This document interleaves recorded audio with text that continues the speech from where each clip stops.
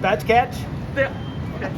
I guess is what we would say. Yeah. It's just basically taking the backbone out and a little keel bone. And take the backbone out. I'll just take about that much out of it. This is where the kitchen shears would really come in handy. Open up like this, pull it open like that. Yeah. This little keel bone. Right. You just take your finger and run it along both sides. Kind of push the meat off the cartilage, like so.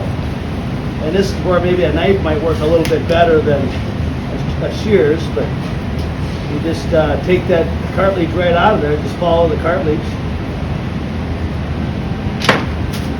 And there's that. Now it lays nice and flat. Put it on the grill or whatever. Yeah, you're good to exactly. go.